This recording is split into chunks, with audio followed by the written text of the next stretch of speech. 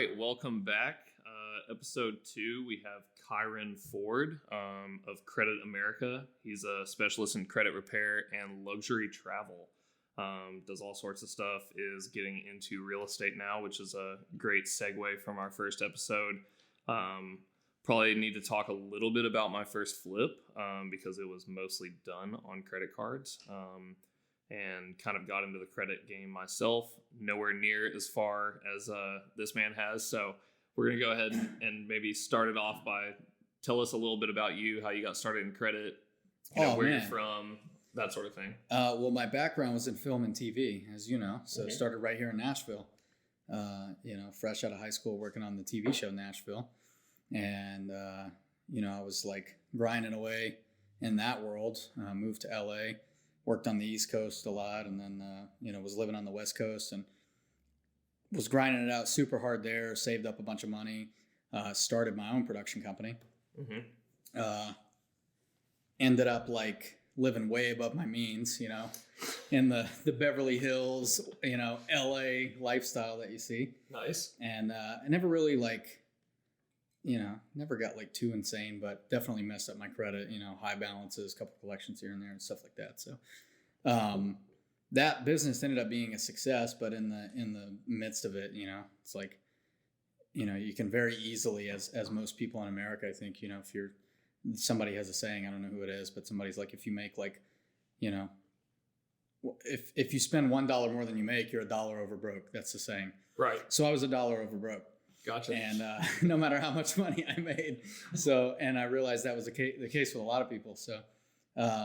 So it was totally an accident, but just in the course of, as a lot of people do, making money, start opening credit cards and stuff like that, and trying to take advantage of the cards. You see these offers for like this airline card or this hotel card. What was your first card? That sounds cool. My first card.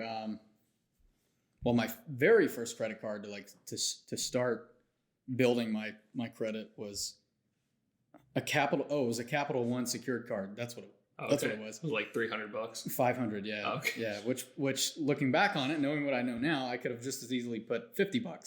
And I would have done the same thing for my credit. You don't even need to put $500. Does the exact same thing.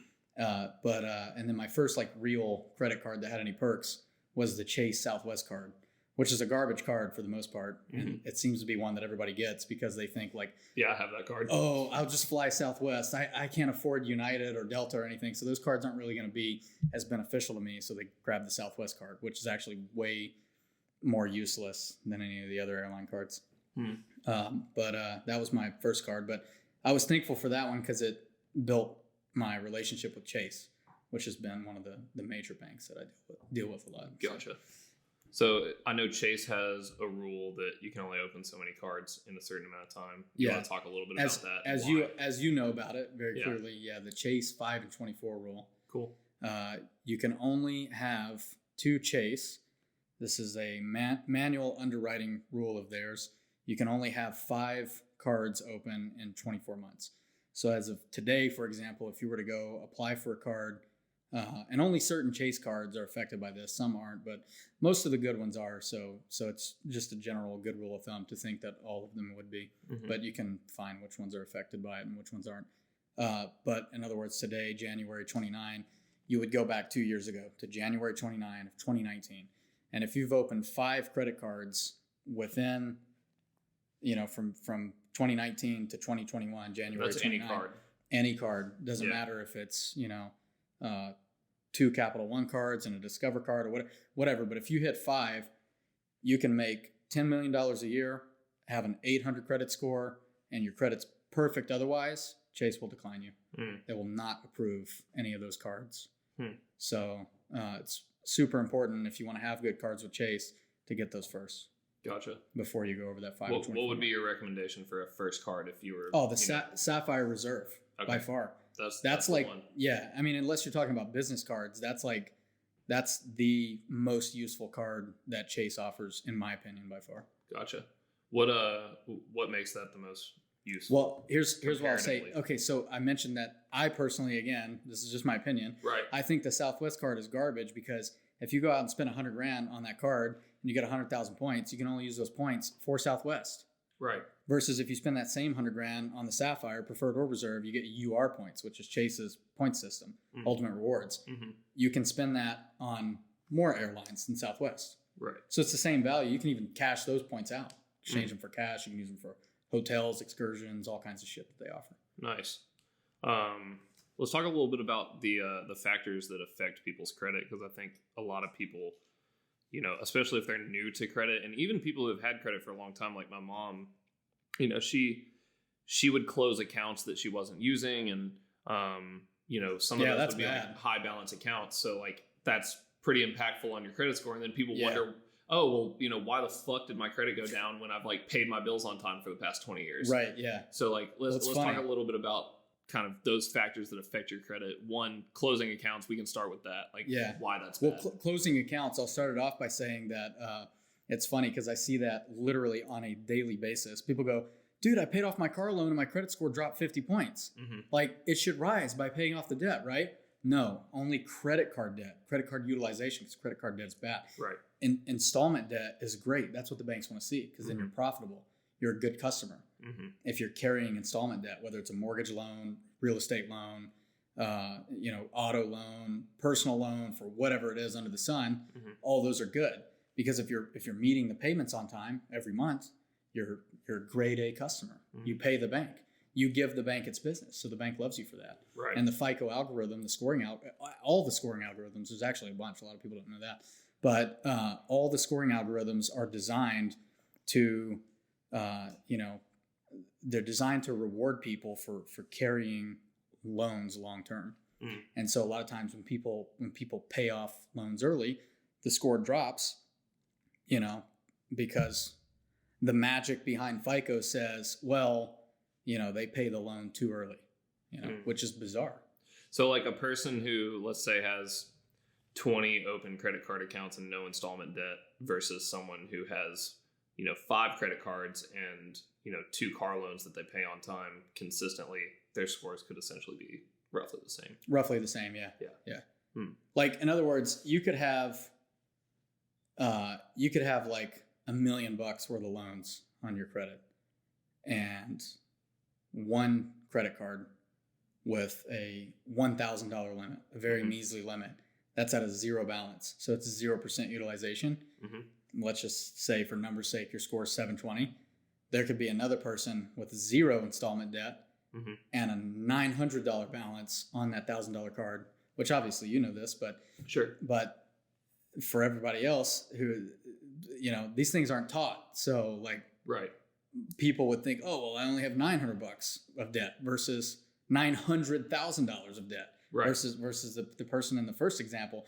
But that second person, if that 900 out of $1,000 balance, it's not about the dollar amount. It's all about the utilization percentage. So that one card with that low limit of $1,000 is going to very easily be at a 90% balance. Right. That person's going to have a 520 versus the guy with 900 grand in debt, a 720. Yeah, so it's like the people who, you know, they pay everything in cash except for their real estate. Sure. They have cash producing assets and absolutely no credit cards. Their credit's going to be amazing, even though they've got, you know, $1 million, $2 million, $5 million, however much millions in debt. Precisely. Doesn't really matter. Yeah. So I know, like, let's go through those like 6 factors for people who are not familiar with this or just don't really know anything about credit, or maybe you're new to it. So you've got your credit age, and specifically average age. So it's the average age, mean to so people? That's another thing I see on a daily basis. People go and, you know, they have a 800 credit score and they open a new card and their credit score drops to 700 from 800. And they go, what in the world? Like, I thought, you know, opening cards was supposed to help me. It does, but it affects those people who say they only have one card open. And that card is open for like 3 years, and then you open another card. Now your average age is going to be half of 3 years because you have 2 cards. So you have to take all of your accounts, add the time together, and divide it by the number of accounts, and you get an average age. So average age. You open one January 1st, 2020. You open another one January 1st, 2022. All of a sudden, your average age is 6 months. 6 months, exactly. Yeah. Cool. And banks usually want to see, you know, especially in terms of credit cards and loans, you know, anything over 2 to 5 years is usually good. Anything beyond 5 years is amazing, but Anything less than 5 years. Anything less than 5 years, yeah. It doesn't doesn't look amazing, yeah, but that's not to say it doesn't look good. Right.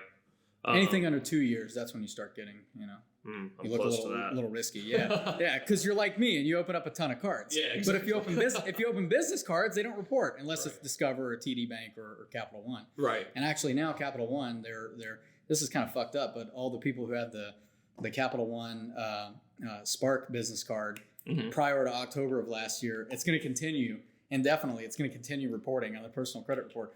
But like if you go and open that card tomorrow, it'll never report for you. Oh, so they're not going to take it off for the people who already were grandfathered in, but they're not going to report it for new people. So that's kind of fucked up. But those three banks will report business cards. But if you're opening, and who was that again? Capital One, TD Bank, and Discover. Yeah, gotcha. those are the three that do report business cards as personal to your personal credit report. Even if you're not the personal guarantor on the. Well, you'll always be the personal guarantor on them if you're opening up those cards. But gotcha. But just like for example, like I just opened up another 12 cards. You saw the stack of that. like in the last 2 months. That's called a sequence when you go through and you garden. You're gardening. You're sort of growing. You do that for like 6 months. Yeah. And then you go through. Say you have a new business. In my case, another new real estate business because of you. So talk about a sequence. What that means to people, or what you mean by that. A sequence is just a sequencing of opening up cards. So in a certain order, though, in a very particular order, because all the banks have different. Just like Chase, I mentioned, has the 5 and 24 rule. Mm-hmm. Each bank sort of has their own little discrepancy. They're like underwriting guidelines for. Yeah, exactly. But like the things, for example, like the most baseline example I could think of without getting too advanced is that American Express, like Amex, literally doesn't give a shit about inquiries. Like I've applied with Amex before with 20 inquiries and been approved. Obviously, it helps having a great relationship with them, but I've seen other people who've never had an Amex card with like 10 or 12 inquiries go and apply for Amex, they get approved. Automatic approval. But I get denied. Yeah. Because I carried $1,000 balance. Exactly. Right. So it's all a game. It's like, often the most creditworthy people are the ones getting denied, and then the least creditworthy people are getting denied a lot of times because the system is definitely, it's old, it's antiquated, it has flaws, and that's why I do credit repair, because a lot of people are, they'll have things reported on their credit report that are like, belong to a family member or something, or maybe somebody with the same name, or it's reported wrong. That's what makes credit repair What's possible. your most common thing? Because I've heard 25% of most Americans actually have something wrong on their credit report that they. Oh, it's more than that. It's like 70%. Really? Yeah. You think it's that high? Well, Experian came out with a number, and they were like 60-something%, almost 70% of people. Holy shit! Not necessarily a negative item, but they have something inaccurate on their report. Whether it's like a spelling of their name, or maybe like well, we've talked about an old address. Where it's like two different dates. One bureau fixed it, the other two didn't. You in your case, you actually had somebody report something that you didn't even do. Yeah, exactly. And so I paid on time. But that just goes to show that the entire system, it's not even financial. All it is it's information. It's human error too on their end. I mean, it's humans. Right. Plugging that information in and making those decisions. Well, it's actually it's software, so it's all dumped. So every day the credit reporting agencies are just getting these massive transmissions of data from all the banks and lenders and third-party firms that have sharing agreements with them. So they're just getting massive data dumps, and then this data is just matching up with each individual bang reporting. Yep. So and then you try to call in and they're like, oh, sorry. Yeah. And there's actually, and a lot of people don't know this, but the way that works, because again, on a daily basis, this is what like my team and I hear, they're saying it's the same story. It's the same story with different details every single day. It's XYZ happened to me, like I'm not at fault at it for XYZ, and I called them and they said, sorry, there's nothing we can do. Yep. I even sent them a letter, and they sent a letter back that said, sorry, there's nothing we can do. Yep. But that's a protocol, because at the end of the day, these credit reporting agencies, they're not part of the government. They're not part of the banks. They're individual businesses that transact, and they make money by buying and selling data. to the people that want it, whether it's a mortgage lender or an auto dealership or a credit card company or whatever. Right. So, which is why it costs you money when you get a hard inquiry somewhere, correct? Or no? No. What do you mean? Like when someone says like you have to pay for your credit report, or like let's say you go take out a mortgage, like there's a fee to get your credit report pulled. I've never heard of that. Maybe a background check. I've never heard of anybody. I mean, unless you're talking about a lender that charges like an administration fee or a processing fee. Yeah, there's usually that's actually illegal. There's multiple. Really? Yeah. No. If anybody's charging somebody a fee very specifically, now here's the loophole. As far as like I know, there's a credit reporting fee that most people get charged. What? Yeah. I don't know about that. I swear, I wish. Dude, if I was running, like, say, a car dealership, and I was saying, hey, just to pull your credit, like, the loophole would be, oh, this is a processing fee for our paperwork or whatever. Right. I would actually have to find and incur an expense. I think it'd be interesting to dig into that because I feel like some people are doing that. Who has told you that they got charged money? Well, I don't want to put that on the internet right now, but.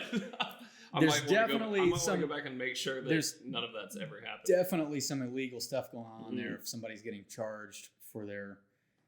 Again, like if it's a background check and the background check includes a credit check, like say an application fee, which again is a processing fee, or that's probably how it's packaged then. If an apartment building, if a landlord says, yeah, it's a $45 fee. Right. For the application. Right, because TransUnion has a product that you can actually like screen renters through that's basically $40 and it charges the rent $40. Exactly, yeah. But that's all part of the background check. Because again, going back to how these credit reporting agencies, they're just data businesses. They're not even financial businesses. Right. They're reporting firms. They report information. Mm-hmm. So at the end of the day, it's basically just a facade. There's no real weight behind what something says. Like basically Kyron Ford's credit report or Ian Ratliff's credit report, it's just a piece of paper with words on it and numbers and account history and things like that. So it doesn't actually have anything to do with the legal weight of the account with the bank that it's reported as. It's just the name of it on paper. Which is and a lot of people can't get, what's the word I'm looking for? They can't decipher between the two of those because they've never thought of it that way. So it's always really funny to me looking at like a credit report and knowing that if I even pay the minimum balance on time every month, it doesn't really matter. Like I carry, let's say, a $10,000 balance on a card. Well, as long as the minimum is paid, am I going to get dinged for other reasons on my credit report or my score? Of course.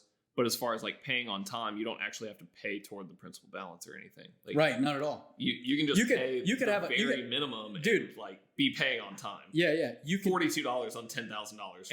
Exactly. Yeah, and you're still going to be getting an on-time payment every month. Yep. Which is going to help two of those factors: payment history and average account age.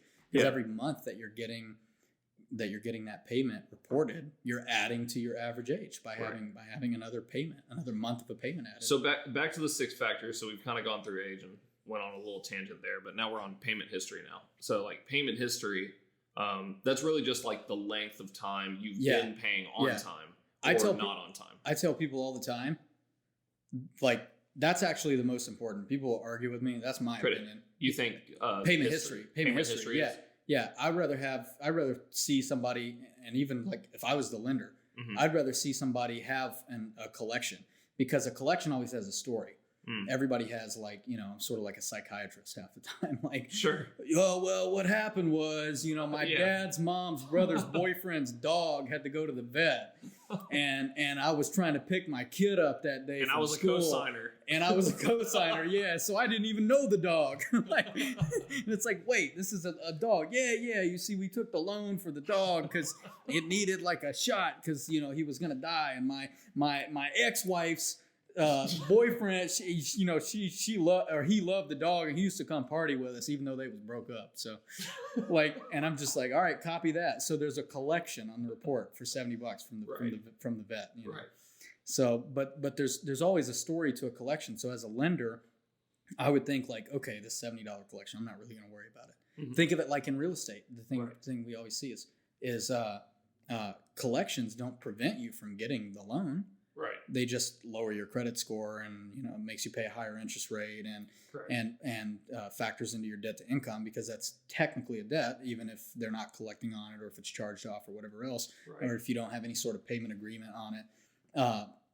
But if I would rather see those with 100% payment history, knowing damn well that what those consumers are paying, they're committed to paying on time. Rather than no collections, no bankruptcy, no nothing, but like a fucking 90 or 80% payment history because they just kind of pay whenever they want. Right. Because then that's when you're digging into the bank's business. The bank's not going to want to do business with you because you're saying, hey, this guy, he's not going to bring us our money. He's not going to meet the minimum payment of principal and interest combined. So yes, to answer your question, you could have a $10,000, $20,000, $50,000 credit card maxed out.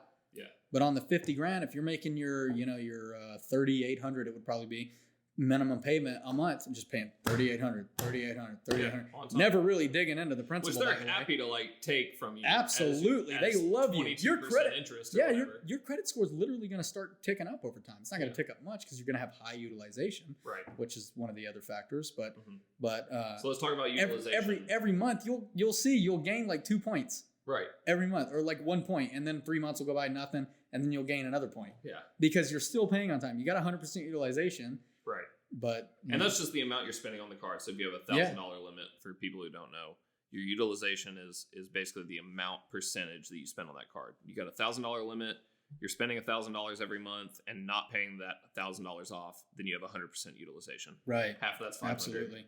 Simple math. And literally the biggest tip I can give for that too, that people rarely think of. Like I just saw this happen to a lady today. Mm-hmm. She goes, what the fuck? I had a 780 credit score or whatever. Like she just bought another house and then refinanced another one. Mm-hmm. And she went out and got 2 different auto loans. And like the next month, which by the way, anybody you have credit with, anybody you're extended credit from, they're doing soft pulls on you on a weekly basis to see if anything drastic changes. Yeah, Bank of America is notorious for just closing your account, your relationship. So is that why Credit Karma you see fluctuate so much relative to? That's a whole other story. We'll circle back to that in like 10 minutes. That's a whole other story. All right, cool. So, but what she goes, hey, I had a 780, 790. It just dropped to like 680. Nothing changed. Mm-hmm. Nothing at all. And I'm like, well, what the fuck's going on here? Okay, let me take a look at it because you can't say that nothing changed for your score to drop 100 points like that. Right. But what happened was she ran out, refied the house, which obviously took a new loan with a mortgage of a much higher balance, cash out refi, and then got 2 more car loans. Mm. So, a week later, the bank's doing their soft pulls, going, what's going on here with so and so, and this is all algorithmic, and it's risk analysis, and they see that this lady who has high limits, this was Synchrony Bank, and she had like a Tire Depot card and another store. Synchrony does a lot of store cards and stuff like that. And she had like 4 or 5 of them, and had high limits on all of them, like say, 2,000.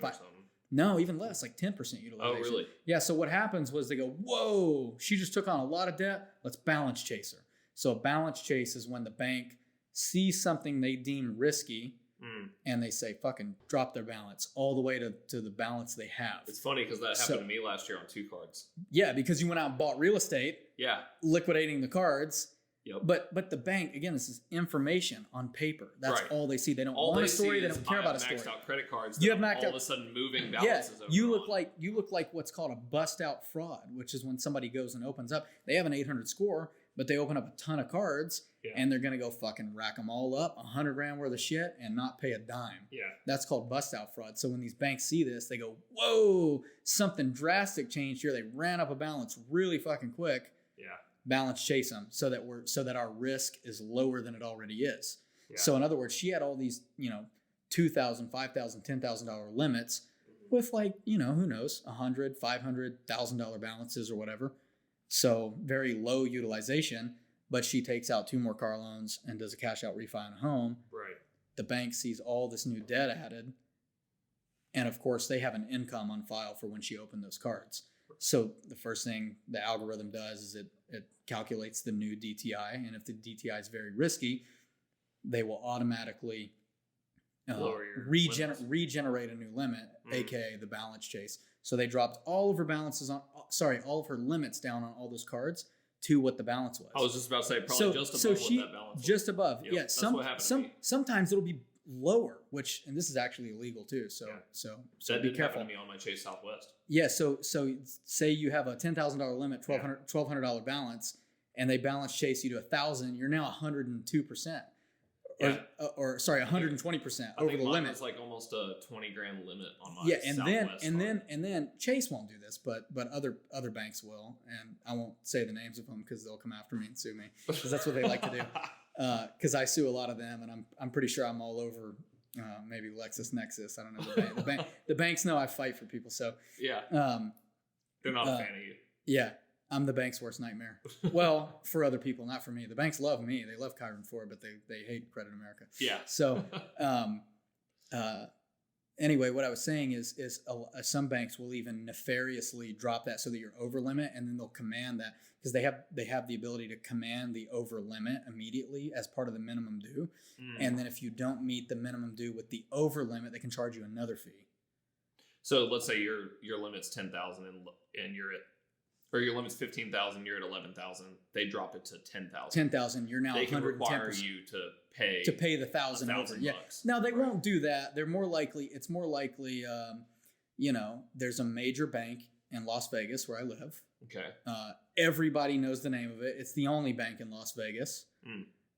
They're notorious for sending out mailers. Their logo mimics another major bank. They've been in multiple lawsuits over this actually with that other bank.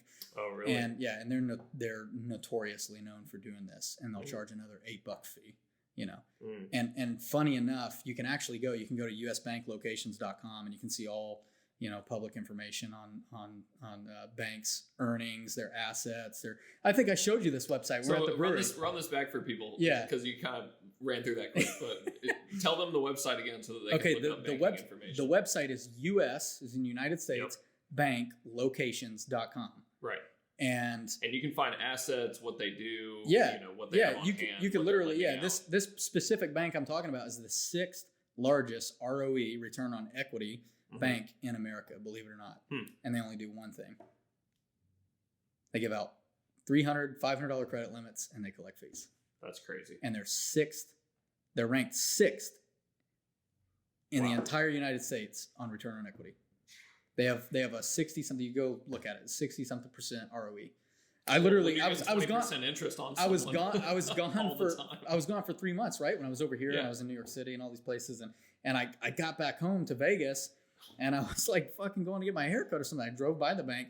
They fucking have tripled the building. They've really in the 3 months I was gone, they built. It's a great tax write-off. Yeah.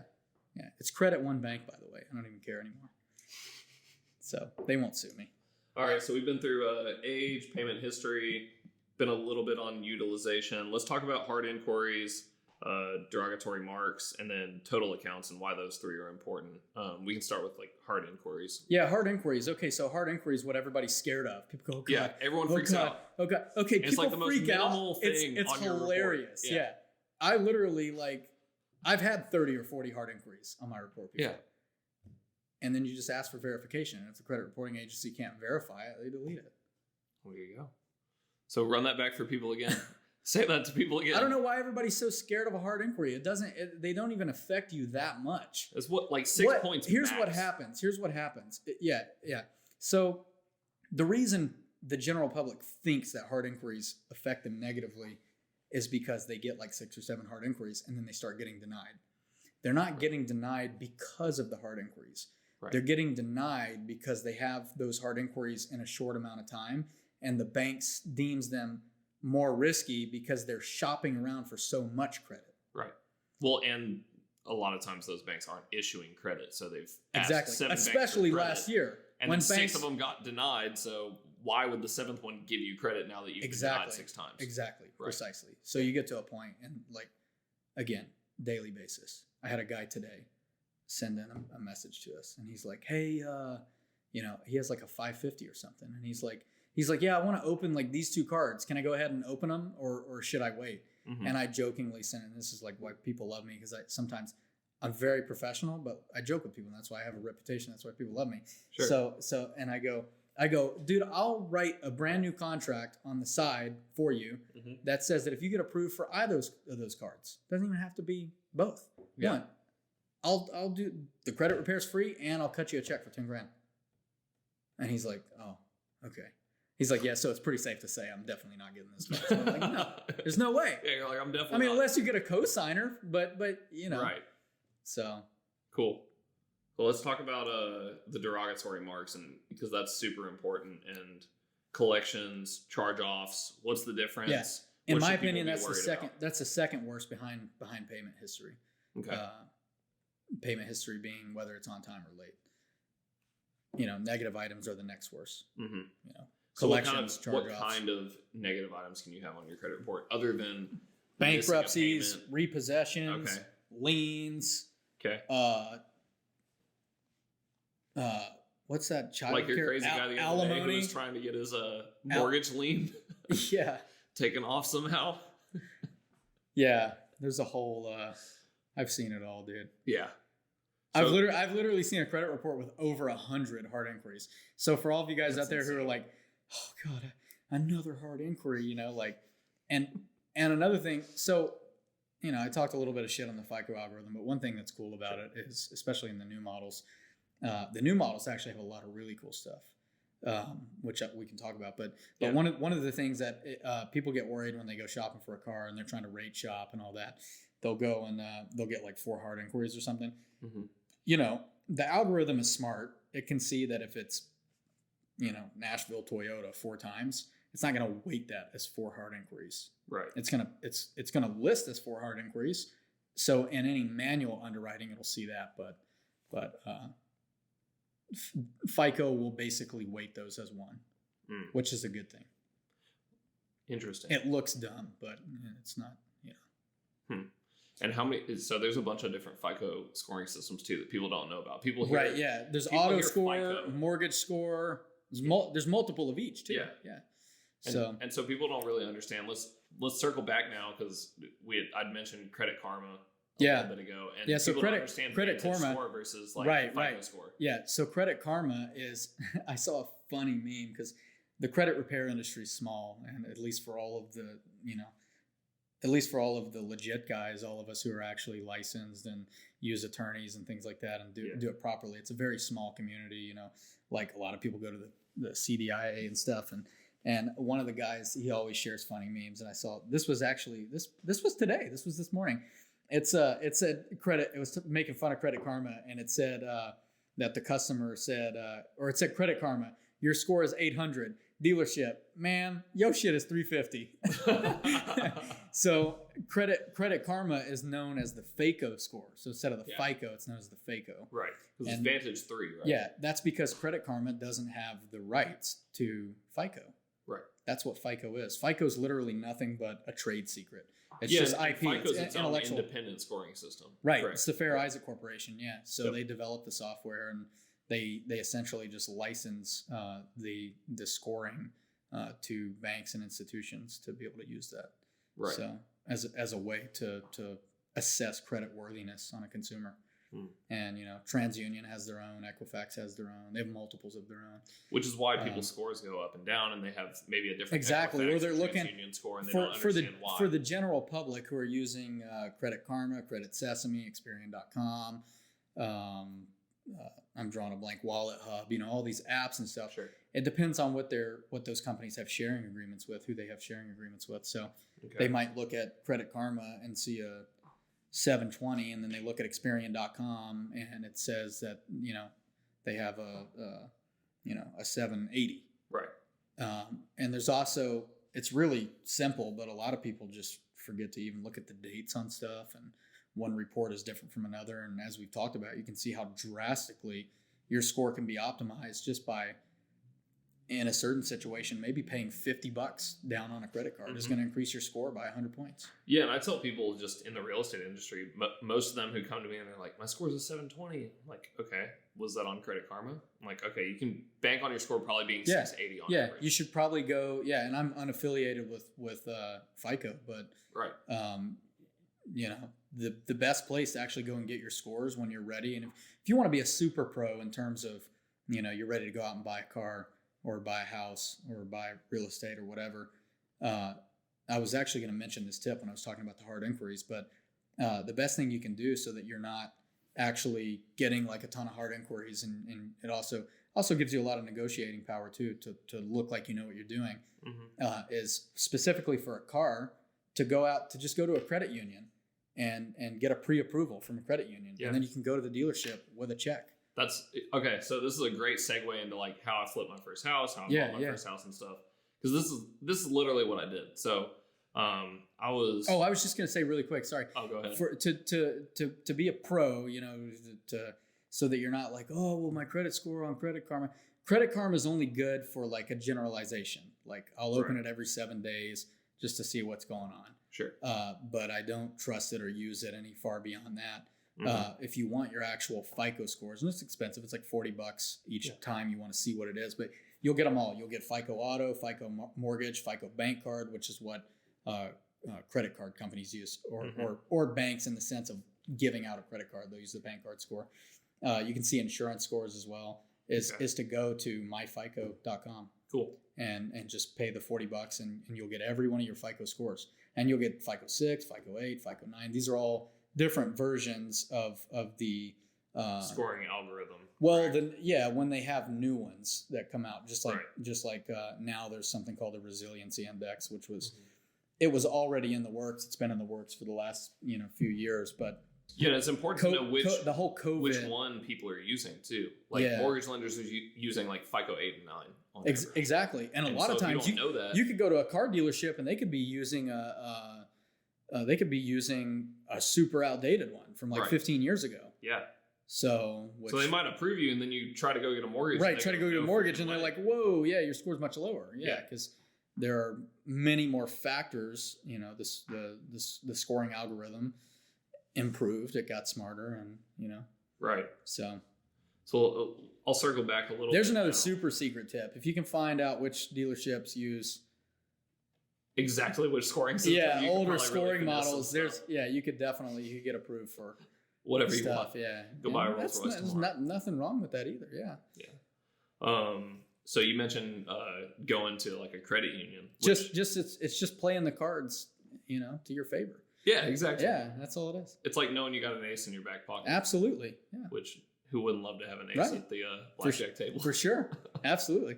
Well, you're the blackjack king. Yeah. For people who don't know, we actually met like 5 minutes after you fucking hit a blackjack hand, right? Yeah. Like I think I came up like $500 or something right before I left Vegas, and we were playing like $10 hands or something like that. $500 on $10. Yeah. What if you could get those kind of returns in real estate? I wish. I'd be a lot richer. We'd all be multi-billionaires. Me and Shelby sat down at the table, and this is my girlfriend.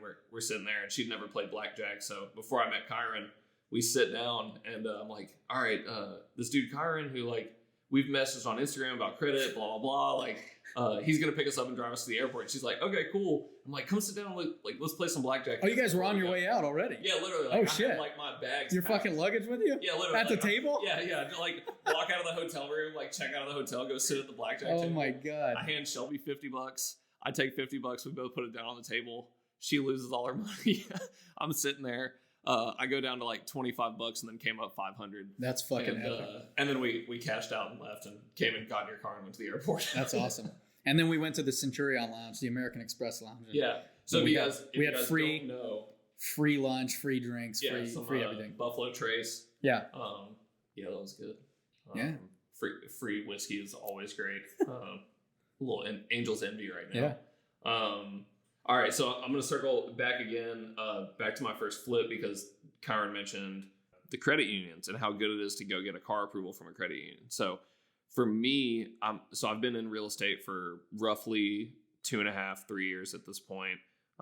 Before that, I was in IT sales and some other stuff, and you've probably heard my intro on the other podcast, but long story short, I went to the bank and tried to get approved for a mortgage. I was making about $50,000 a year on a W-2 salary. I'd been at the job for 2 years, kind of done a little bit of research, understanding like what I needed to do and kind of what I needed to present to the bank to show that I was a good borrower to get a mortgage. And I went to the bank at 24 years old and I had no credit. And I sat down and was like, but pause for a second. Why did you have no credit? So, all right. So for me, I grew up and like most people was told like, don't take out credit cards. Debt's bad. I didn't take out school debt at the time. Like I had an account that was set up, from when my dad had passed, called a 529 account that my mom set up. Sure. Yeah. And so that is like what I pulled from to like pay for school books. Which, by the way, everyone should have. Yeah. I have a 529 account and I don't even have kids. I don't even have plans to have kids anytime soon. Yeah, because now it can be used for any education. Absolutely. Yeah. So that's a good tip for everyone. We'll get into that later. That's some more secret sauce. We'll talk about that in a bit. But 529 accounts are great. A lot of tax advantages too. Exactly. It's like your own IRA for education. Yeah. So we went to the bank. I sit down with the banker. I'm like, hey, I want to buy a house. I've never bought a house before. Here's my income. Here's my tax returns. Here's what I make. I have no debt. I have no car debt. Like I literally have paid cash for everything since I'm debt free, all cash. 14 years old. Right. Like, my first job was when I was 13, working at Climb Nashville. Like helping people climb walls. I used to go there, dude. Oh, really? I used to live across the street from there. Way back. What in West End? Yes. No way. Yeah. When I lived across the street from Vanderbilt. I used to have a membership there. I used to go every morning at 5 o'clock in the morning. That's crazy. Yeah. Yeah, so before I was fat, I used to climb fucking dude, I used to fucking be a rock climber. That's hilarious. Yeah. Yeah, I was doing I've never told you birthday that. parties on Saturdays when I was 13. Shit. What? Okay. This was long before I was even. Oh, yeah. Yeah. Because you're older than me anyway. Yeah. You're what, 25? Yeah, 25 soon. Okay, yeah. So I'm 29. Yeah. So you would have been like 9 years old. 9 years old, yeah. Probably didn't even know you could climb a wall. That's great. That place has been around a long time. Yeah, forever. I heard that Tommy Caldwell had his hand in it. Like he was like one of the investors, or I don't even know who that is. He's like a fucking big time climber. He's like friends with Alex Honnold and climbed walls with him and shit. Oh. Yeah, so anyway. So I'm sitting at the bank and they sit there and they're like, you have no credit. Like we can't. Not okay. Like just to get this straight though, for everyone listening. Yeah. You didn't have bad credit. You had zero credit. No credit. So there was no score generated. So when they even tried to fucking pull information on you, right? You were a ghost. Yeah, I was literally non-existent as far as the credit world goes. Absolutely. As far as the credit score, they tried to pull my social security, pull all my info, all my addresses. They asked me for everything. Zero. Doesn't exist. Yeah. I do not exist in the credit world at this point at 24 years old. And so they tell me, like, as a credit union, hey, the best thing you can do is, one, we're going to require 2 lines of credit for you to buy a house. The best thing you can do is get an installment loan and get 1 revolving interest loan, a credit card. And they're like, the best thing you could do is buy a car and get a credit card, use that for a year, and then you'll be able to buy a house. And I said, okay, cool. I'll tell you how to accomplish that in 30 days for anybody who's in the same exact boat. Okay, cool. You want 3 trade lines to optimize your score, right? You want variety of credit, and that's another one of the 6 factors is the variety of types of credit. Right. So it's better to have a mix. So you want a little bit of installment loan, a little bit of credit card, and then when you get more advanced, like when you are buying a Rolls Royce, actually most cars over $100,000, you can't even get financing for unless you have a mortgage on your report. So, and that's just as a rule of thumb, to show when the car costs a house. Right. But anyway, to back up a little bit is you want a mix of credit. So what you can do, and this is totally legit, totally legal. Again, it's just playing the cards in your favor. But if you don't want to waste an entire year, because that's a lot of time. It is. To waste. And at the time, for me, like, I didn't know any difference. Right. So I didn't know about credit. So imagine going to the same credit union and bless the guy's heart at the credit union for telling you to go, again, take out debt that you maybe don't want to take out. What if you don't want to go buy a car? What if you don't want to do all these things? You want to buy some fucking real estate because a car takes your money away and the real estate fucking pays you. I did buy a Cadillac, though. And I did always want a Cadillac, and I'd never had a car that had air conditioning, so that was pretty cool. Now you got the Caddy. Yeah, well, that's a new Caddy. Oh, that's a different Caddy. Yeah. Yeah, I was watching another podcast, and it's funny. I paid less for this one than I did the first. Dude, I was watching a podcast like a couple weeks ago, and this guy's talking about his caddies because he loves caddies, and the guy's like, "How many caddies have you owned?" And the guy pauses, and he goes, "All of them." And he's totally serious. Awesome. He didn't register that he wanted to know the number. He just goes, he's thinking of the models, all of them. It's like Bill, yeah, TTS, DTS, XRS. But check this out. If you had at that same credit union, if you had say $1,000 mm-hmm. and you say, "Hey, I want a secured credit card for $1,000," you get the secured credit card. You give the credit union your $1,000. They give you a credit card with $1,000 credit line. You take and cash out the credit line of $1,000. Yep. You now have, and this is before it reports. You go to another credit union and say, "Hey, I want to open up an account. I want to deposit $1,000. By the way, I want a shared secured loan," which is the same thing as a secured credit card, but it's a secured loan. Yeah. So then it's a line of credit rather than just it's a loan. credit card. It's a loan. Right. It's actually an installment loan. Mm. So, but what you do is you take that $1,000 loan, say it's for 5 years, mm-hmm. and here's a great payment history hack, if you will. It's like kind of a life hack. This is a good one. Is that you can take that 5-year, that 60-month loan, you can let it report for 1 or 2 cycles. You can make the minimum payment on it, mm-hmm. the principal and interest for, let's just say, I would say 2 months, but again, just for conversation's sake, we want to accomplish this in 30 days. Right. So that you can circle back with the mortgage lender and be like, "Okay, hey, this is what you wanted on my credit report. Yep. This is what the lender needs to see. I'm good to go." If you want to accomplish that in 30 days, you then pay back all of the loan minus 1 month, which keeps the loan open. Right. But then after you pay the loan back, you get your money that you secured the loan with. Then you go back to the other credit union and you pay off the credit card. Right. Now you have a lot of payment history, and you have a credit card open and a loan open, and the loan's mostly paid and the credit card's at zero balance. Yep. And now every month it's reporting every month it's also on time bingo. You've already paid it. Bingo. And once it's at zero, so it's a 5-year loan for $1,000. even if you're correct, you're getting 5 years of credit history every month as you move toward that 5 years. Absolutely. Yeah. That's why you want to keep the loan open. Right. And now every month you're going to get another month of history being added. Right. Even if you're not making any payments. And you set a reminder on your phone, and hopefully you pay that last payment on You'll time. literally see when you log in, it'll say next payment due in like 2025 or whatever. Yeah. Yeah. And then you can just set it up on auto pay and click set up on auto pay for minimum payment due. Yep. And then this is some more secret sauce, but there's a few credit unions out there in the US which are known to whether by accident or on purpose report all of that payment history and that data dump to the credit reporting agencies. Mm. So in some situations, you might get 5 years of history in 30 days. Nice. Another way that you can accomplish this, thanks Obama, literally, the Credit Card Act, Accountability Act. I can add you to an authorized user. You can add me as an authorized user, right? Yep. So if you have a 10-year-old card with perfect payment history and you add me as an authorized user on that, mm-hmm. as long as it's not Amex will open my card the day of, which will actually fucking kill me mm-hmm. or anybody else. But say, for example, it's Chase. I'll adopt all that payment history. Right. So if you have a 10-year-old Chase card and you add me, hold a zero balance on, and you hold a zero balance on it, and has that's the important part. Yeah, and it can't be a maxed out balance. Yeah, more importantly, it's got to be 100% payment history. Yeah. I actually had one time a friend of mine added me as an authorized user to a $30,000 like 15-year-old card, mm-hmm. and come to find out he had a late payment on it, mm-hmm.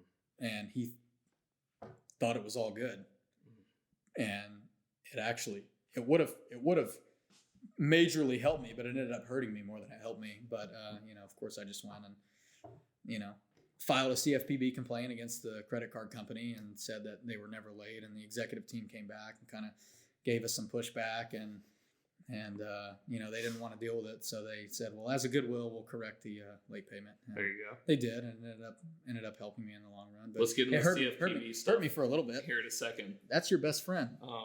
I want to go back to my scenario, because I feel like a lot of people experience this. Sorry, I totally cut you off because I wanted to tell No, you're people. good. That was good info. I wanted to tell people how to not end up in that situation, because right. Had you known all that stuff back then, if you knew me and I told you that, and I didn't know shit at the time, you'd now be a year ahead already. Which, granted, you're already moving fucking light years ahead of everybody else, but doing all right. Now you'd fucking no, but seriously, imagine if it's all exponential. So imagine if you'd shaved off that entire first year. Yeah, exactly. Of bullshit bureaucracy trying to figure out how to get the credit there so that you can take on the mortgage. Yeah, but at the same time, I might not have found the deal that I found. So yeah, that's the way I look at it. Yeah, it's all about how you know. But that's why you're a winner. To find that same deal. That's why you're a winner, because you're not a victim. You go, that's why I found. You sound like Dan Pena right there. You look for the. That's why you're a winner. Oh yeah, that guy. I fucking love that guy, dude. I love Dan Pena too. He's great. Okay, so I'm like a mix of Dan Pena and Alex Jones of credit. Then that's the new. The Alex Jones of credit is here. Yeah, Alex Jones and Dan Pena had a kid. They're both gay. The Dan Jones of. Alex Jones has been drinking the water, and that's why he's gay, like the frogs. So he had a kid with Dan Pena, and that kid became a credit expert, and that's me. I have two fathers, Dan Pena and Alex Jones. Here you go. Both winners. Oh my god. Seriously, some people's but eyes. but that's why you're a winner, because you're not. That's the most important thing. Don't be a fucking victim. Like at the end of the day, this shit is all bullshit. It's all bureaucracy. Right. Like, you gotta learn how to play the game. The fact that I even have to exist. Like the fact that somebody like me has to be offering the service that I offer, right? It's completely unproductive. Oh, 100%. It's like, I'm talking philosophically in the world. It is. Like, same with agents, same with real estate agents. It's so unproductive. It's like it actually is. Yeah. Overall. But there's so much bureaucracy to the layers of all of this shit. Like the fact that I actually have to go. Well, most of it has to do with people getting sued. Right. In all reality. Like with real estate agents, the reason I'm here is to try to help a seller and a buyer prevent from suing each other. Right. And I'm here to make sure that somebody's livelihood doesn't fucking go down the toilet. Right. Because of some fucking one little thing on a non-existent piece of paper that's just in the cloud. Right. Yeah. Like people literally live their whole. Do you ever think about this? People live their entire lives. Yeah. Like, if somebody like, man, one little fuck up, like fresh out of high school at 18 years old, like they fuck up the things on there for 7 years. It's like I deal with it all the time. And maybe they go all the way to nearly 30 if they come out of high school and they get a collection or whatever. They're gonna suffer from that for a long time. I had a friend who he had a 520 credit score. This was like 2 years ago, and I sat down with him and he's like, "Man, like I'm just trying to get my shit straight and figure out what I need to do to like get my." Is that not sad? And you know what it was? Dude. He had no credit cards, no installment debt, and 2 collections. One for $20 and one for $70. Easily. And I just told him, I have seen a collection under $1. That's crazy. Yeah. I just told him immediately to go get a secured card and then pay that shit off. And like at the time I didn't know you, otherwise I would have like hooked him up with you to try to get those collections removed. Dude, I don't know how many people they call in and like, you know, somebody from my team, 720 credit score. Yeah, well, somebody from my team will just go. Well, you know, they look at their report. You know, they go, "There's nothing negative on here. You just don't have anything good."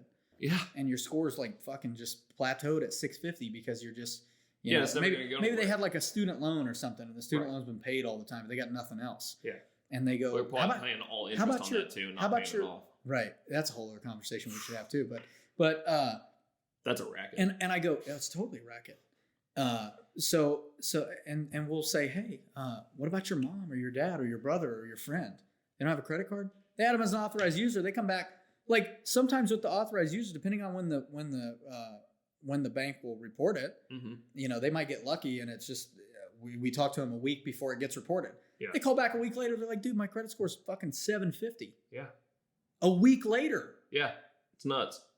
This is why the whole game is just insane. Which, I mean, for someone like me, I don't give a shit at this point because like what I do doesn't like the credit score doesn't really affect me. I'll go find the money. You get to a point. Yeah, you get to a point like Grant Cardone had this thing where one day he's like, dude, I don't even know what my credit score is, man. Like I don't even care about my credit. I don't either. Because you don't. Yeah, you get to a point where you don't use You live in a different world though. Right. Like in real estate, Sure. when you really figure Absolutely. out the investing side, you're like, Sure. Yeah. I don't need to go to the fucking bank. I'll go find the money. You're using either hard money. Yeah. Or private investors, or you're private partnering investors, with someone. private equity, whatever you're doing, whether you're pooling capital, Yep. or or you could go to Grant Cardone starts a fund, which he's. We'll talk about that another time. All right. We'll table that conversation. He's more likely to sue. Yeah. Than Credit One Bank, because he sued a couple YouTubers, Meet Kevin and somebody Really? else. Yeah, because they were dogging on him, and then he like sued him. Oh, that's and hilarious. Dave Ramsey here in Nashville, the fucking don't have no debt. Yeah, Dude, that guy's a clown. He'll probably sue me for saying that because he sued Meet Kevin. Which, by the way, if you guys don't listen to Meet Kevin, I don't listen to him, dude. No. I know you've told me about him. I should. Yeah, I don't know the guy personally, but I love him. I think he's fucking phenomenal. Hell yeah. Yeah, but anyway, So I'm all right. So back to my credit union story. We keep God. like going tangents. I'm the worst. I told you. Well, I told you this is my problem. There's a lot of good info. Though. This is my problem. Like, I can't. So we got to circle back. All right. All right. So with that scenario, what happened was I basically. So you got the caddy. Yeah. And you were listening to Jeezy. I got a $5,000. You were driving in the caddy listening to Jeezy. Of course. Yeah, of course. If I'm from the South. So I'm listening to everyone from the South. 3 6 Mafia. Anyone I can get my hands on. Shout out Juicy J. Sponsor us. Yeah. Sponsor us. San Pellegrino, Angel's Envy, Deep Bay Vodka. Plug me. Oh my gosh. Maybe 10 episodes down the road. We'll see. We got to get these views up. Yeah. So anyway, I get a $5,000 loan from the bank. It was like 9 unsecured. 9% interest. Yikes. And I was like, okay, cool. 9% interest isn't bad. I could pay that off right now. So I did something similar to like paying in advance on the loan, and that's what I did. So I basically got the loan with as minimum as I could put down. Oh, so you just figured it out because you're savvy any fucking way. Yeah, I was like, most people, And I was like, fuck it. Well, I'll just go ahead and pay a few months in advance, which is what I did. And so like those 3 months, all of a sudden I started getting an on-time payment history. I got a Discover card, unsecured card, didn't have to put anything down because I'd gotten the installment debt. Yeah. And so I think I got like $1,000 limit. And then that was right at the time where I started getting into like the credit stuff. Because that was probably, let me think. That was 6 months before I quit my corporate job. And so at that time, I was like, okay, cool, I'm going to buy this house. I know I need the job for the house. And I need to figure out some other stuff that's like going to help me in the future. So I started getting into the credit stuff. And I'm like, man, like, okay, wait. Discover gave me a card at 0% interest. Like, my Cadillac's at 9% interest. How do I figure out how to like arbitrage, pay stuff off with less interest? And so, which, by the way, for everybody listening, this is the business of banking. Right. This is how banks make money. Yeah, they find someone like you who's going to pay them 20% interest, or like hard money lenders. I mean, for instance, like let's say this is a great thing for real estate. So you want to be a hard money lender, you want to make 10% interest a year by not doing shit. Basically, get to a point where you have 2 properties, 3 properties, whatever, $500,000, let's say, paid off at a certain point. They're rentals. You've been having people pay them off for years and years. At a certain point, you get lines of credit with the bank, home equity lines on each of those properties. Well, now you come to someone like me or Kyron who wants to invest in real estate, and we're willing to take on the debt. We can afford the monthly payment, but we don't want to go deal with the bank. We want to move quick like we got cash. Yeah. So you go to them and you go, all right, cool. I'm going to charge you 4 points on the front end because my home equity line of credit is 3.5% per year. So all of a sudden, you've already loaned out $100,000 at 4 points. You've already covered your yearly debt on that interest rate. You've already been able to pay your bank back. Now you collect 10% interest a month as long as that person keeps that $100,000. So you do that at $500,000, $1 million, whatever. Like you can scale it however you want to, but that's how you make money if you don't want to do shit in real estate and you just want to loan money to someone, which is totally possible. And it's literally like there's people making 16% off me right now, and I'm going to make 50% on what I put into it. Yeah. And I don't care. Shadow bankers. Exactly. Yeah. So anyway, that's like another conversation. We'll go back to like talk about that. Yeah. The first home. So I end up getting the loan for the first home. And after I got that loan, I hadn't like taken out any other. So all it took was the $5,000 loan and the Discover card. Yep. Right. And I just paid on But time. you accomplished it. Took a year to get the payments on the loan. I don't know if it was necessarily a full year. 6 months, whatever. I say a year is what they told me at the time. I mean, I think it was probably October 2017, and I bought the house in April or May of 2018. Right. Reality. Nice. But okay, cool. Yeah. So you went back. They're like, great. It's just protocol, right? They go, Yeah. does it have this? Check. Does it have? And half these guys are brain dead. Yeah. No disrespect, but they're just looking at a list that they have to meet criteria wise. And I just wanted the yes or no, the most minimum loan. They were like, well, we could give you a year loan. I just said, let's do 2 years because that makes my payment cheaper. Right. And then I'll pay it off in a year.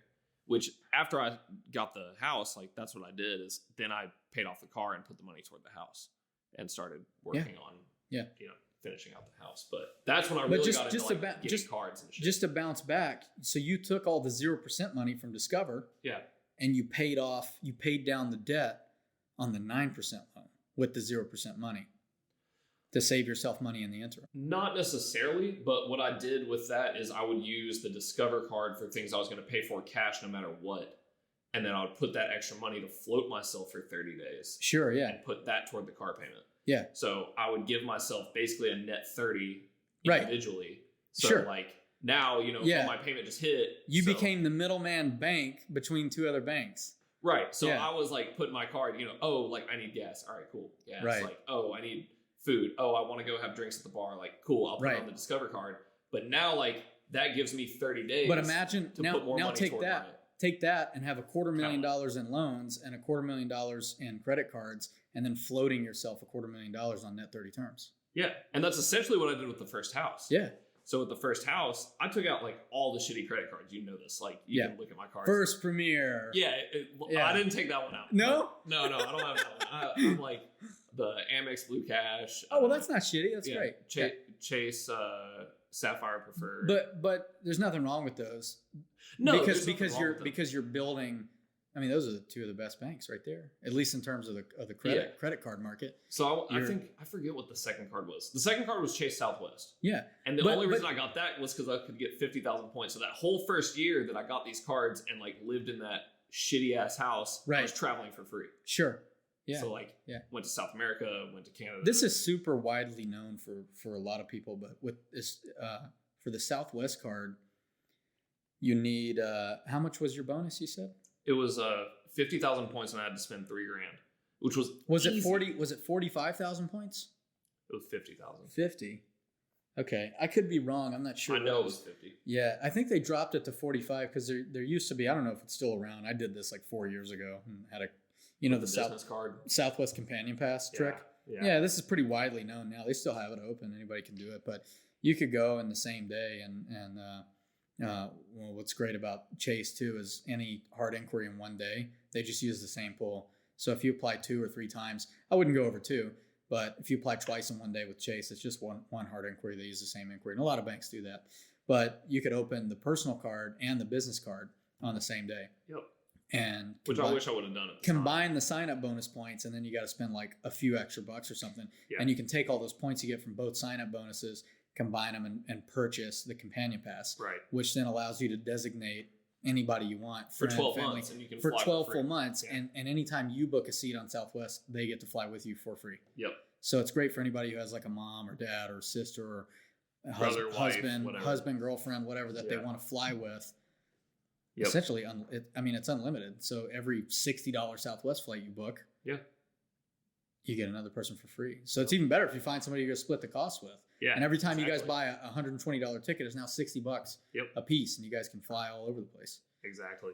Yeah, I wish I would have done that at the time, but those cards were still amazing for you because you were able to build a relationship. The cards may not be super duper useful, but what they are useful for is building relationships with those banks. And at the time, what I was looking for is, all right, what sign-up bonuses can I get that I'm going to utilize at 0% interest? Yeah. And so all of the cards that I opened within that roughly 1.5 year period were cards that had 0% interest for 12 months. And then at a certain point, I'd racked up like $20,000 in credit card debt about 8 months in, I think. This was all from the flip, though. Yeah. So Yeah, I'm like, so this was good debt. I mean, it was high interest debt, but at least you knew it was for a reason. Yeah. You weren't out like balling at the bar. You were fucking putting like No. granite countertops in the house. Yeah, exactly. Putting that kind of 20 grand. Yeah. Yeah. And so I was like spending anything I could and financing anything I could on the house and then keeping cash liquid to pay my bills Sure, with. absolutely. And so I did that for a year and a half. And because if it all goes fucking belly up, it's not your money. Which it almost did. Yeah. So like, it's not your money though. I shared this the other bank's day. money if it goes bust. Yeah, you can look like on my Instagram. Like I felt weird about sharing this for a long time, but now at the point I'm Didn't I talk you into sharing it when we were on the phone? Yeah, you're like, no, you should. Or you're like, no, I'm gonna share it. Yeah. I was like, it just makes sense at this point because like 2 years ago, I just felt like it was kind of, I don't know, like arrogant or whatever. Like, oh, look at like, no, I don't think I didn't have any money. Like, I think it's the opposite. I think it's fucking baller that you would even like swallow your pride and tell that story. Yeah, I think it makes you look like a bigger boss. Yeah, so I had almost $30,000 in credit card debt, a mortgage, was driving Uber and Lyft, and this was, let me think, this was right before, or no, I'd been in real estate for almost a year at that point. So like I'd kept myself afloat for the first 6 months doing Uber and Lyft. I had my first couple sales December of 2018, sold that house in November of 2019. And literally the day before I sold that house, I had $63 in my checking account and $6 in my savings. And the next day I woke up with 85 grand. And that was the most... The rest is history. Yeah, literally. And that was like the most insane thing. Cause like right up till that point, like one of the last things I did on the house was was window replacement. And so I took out a $7,000 Wells Fargo Window World card, and just so I could get those done because they were going to give me 15 months interest free. And I was like, well, I'm selling the house in 2 months. Fuck it. I got to make one payment.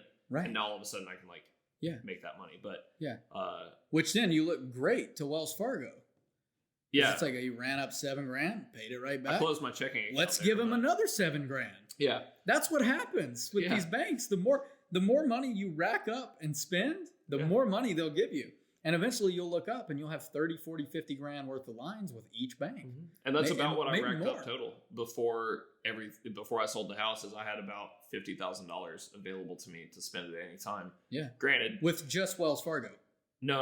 Oh, and that was spread across like 7 different banks. Sure, yeah. Yeah, so I had like, I don't know, Discover, a couple Chase cards, Capital One, Amex, Wells Fargo, and some other just pulling money from anywhere you can get it. Yeah, and one day you wake up with 85 G's. Yeah, and whenever I figured I could like balance transfer from like, oh shit, the Chase card's fucked, I'm maxed out, but Capital One's gonna give me a 3% balance transfer. I was like, cool, I'll move $8 grand to Capital One and still pay 0% interest. Yeah.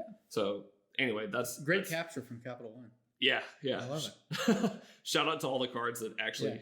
I have a friend. I have a really good friend who like, he's got good money. He could pay off these cards at any time, but he has all these cards that are like, he's just been doing balance transfers for like 4 years. He hasn't paid a dime in interest in like 4 years. That's hilarious. I'm like I wouldn't do that. I wouldn't either. Yeah, but it's like, Yeah.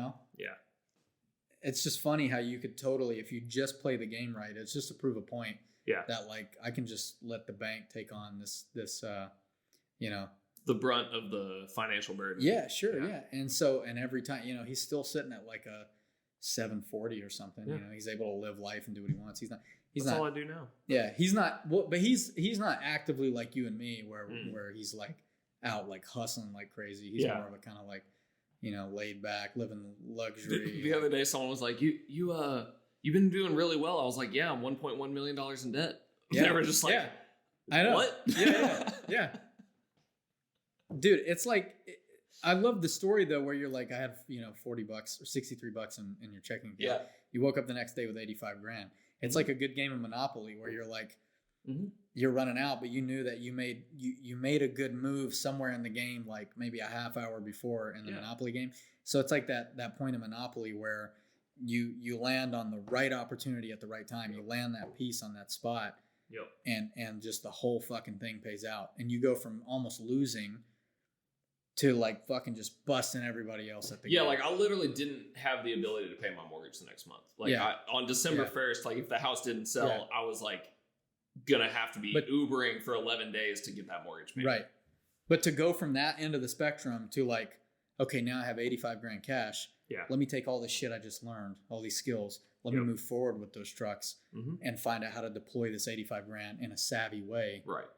And then at that point, that's when I went and made relationships with like a local bank. Sure. And shout out to my broker for like, he was the one who introduced me. It was like, no, like nice. You need to, like, I need to introduce you to a real banker. Yeah. And get him with an investment banker. Yeah. Exactly. Sure. Like you need to sit down, like I'll vouch for you. Let's have a conversation and get you started. Because then you have a track record. Right. Yeah.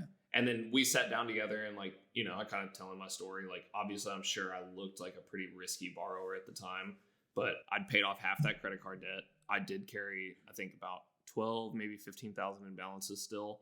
But, you know, I told the banker, I was like, look, I can pay this off if you need me to. But if I don't have to, I'm not going to, if you're going to finance the next flip. Yeah. And he was like, honestly, we really don't need you to. And at the time I had a 620 credit score. And then like I brought him a deal and I was like, look, here's the numbers. You know, I'm going to buy it for 175, 180. It's going to be worth 275. I'm going to put 50 in it. I ended up spending 67,000 on that project. I got 295 for it. I made 30 grand.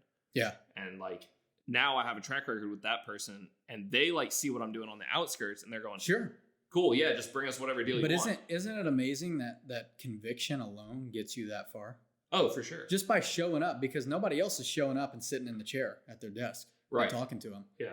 Like most of people them think, don't take you serious. So many bankers have not called me back. Right. And don't take me serious because I'm fucking under 30 years old. Right. And they're trying to look up news articles or whatever on what's this guy developing, you know? Yeah, exactly. But it's funny how I have a similar story to that in my first business, the production company, the ad agency that I ran in LA. When I was first starting to like, you know, we were making a lot of money and then I was like spending a lot of money, ran up a bunch of credit card balances and stuff like that. Mm-hmm. And I was this was before I got super savvy and learned all the real banking secrets and banking tricks. But I was like, man, I got to get like a lower interest loan somewhere to pay all this shit back. Yeah. So I remember going to Bank of California in Century City, which is like, it's mostly an investment bank. And they have some consumer products and stuff. But I remember talking to one of the loan officers there and I was like, yeah, you know, so what's the minimum? And this is Century City where like a lot of hedge funds are, a lot of entertainment stuff, you know, big wealth managers. This is Beverly Hills. It's right.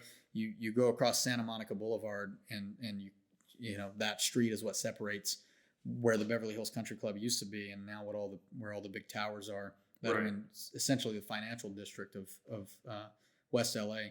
And I'm like in there, you know, and this is when I'm kind of thankful for not having like the level of reality that I have now. Whereas like knowing everything I know about banking now, I probably would have been more hesitant to walk in there the way I did. But sometimes like naivety is actually having key. That like gumption to yeah. And I go in and I'm all like, I asked the dude, I'm all like, what's the minimum loan you guys give? Yeah.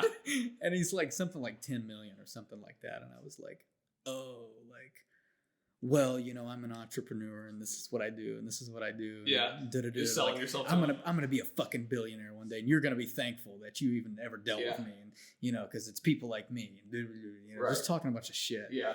And like the guy gave me the fucking loan for 10 grand. Wow. Yeah, and he's like, all right, we're gonna put it through, whatever. Nice. Like, you're cool. That's he ended up he ended up living like an hour from LA, and like one of his neighbors, again, background on film and TV, like one of his neighbors was like bragging about this movie he'd worked on, and I knew who his neighbor was. Oh, okay. And that's cool. Yeah. Yeah, connections pay. But that wasn't even a connection. That was like, I don't even think that guy ever would have found out that we even met. But what was weird is just like the level of like you said, gumption, where like, don't ask. If you don't ask, you don't get. True. Like I live by that motto. Like true. You know.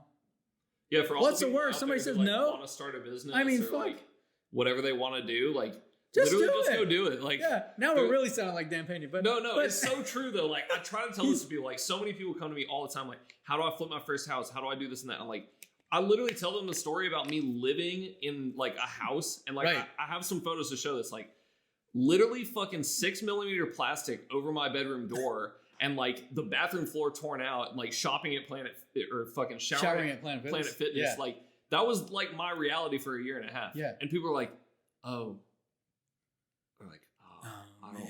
That's That's really rough. yeah. It's like, okay, well, sucks. keep fucking telling me how rough your life is because you're broke. Yeah, I'm like, Yeah, that's what it takes, dude. like, Here's the thing, and you and I know this, but like for anybody listening, if you make like 40 grand a year, you can be a millionaire in like 2 to 4 years, 100%, easily. Yeah, without even doing that much. Especially work. if you keep your corporate job. Without doing that much work, all you got to do is make 40 grand.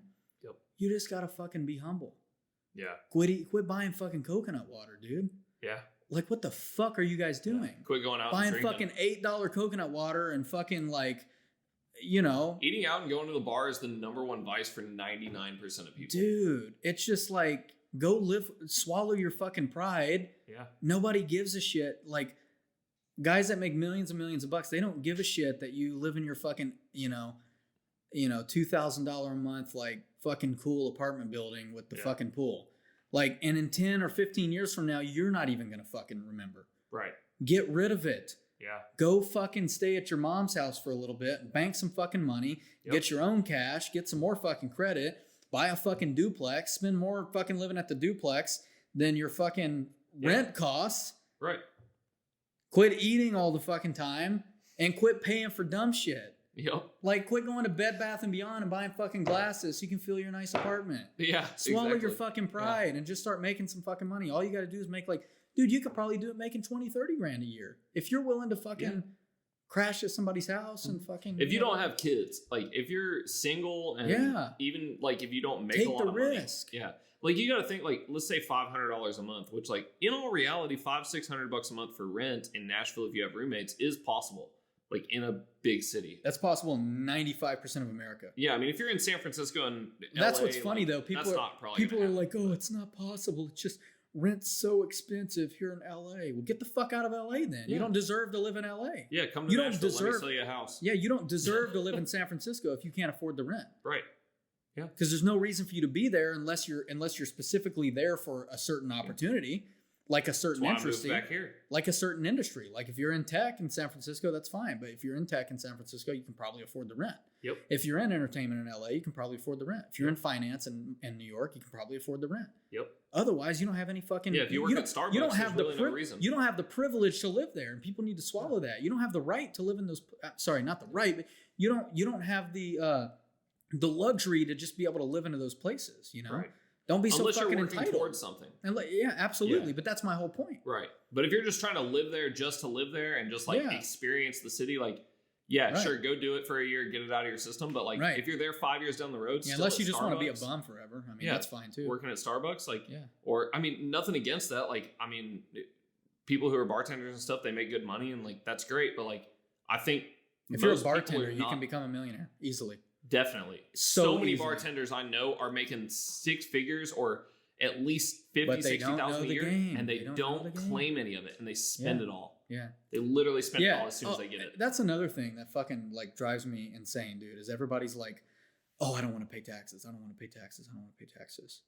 It's like, okay, no one does. What do you make? $25 million a year? You don't fucking need to lower your tax burden unless you're making shitloads of money. Right. Because you're cutting yourself off in purchasing power. Yeah. Yeah.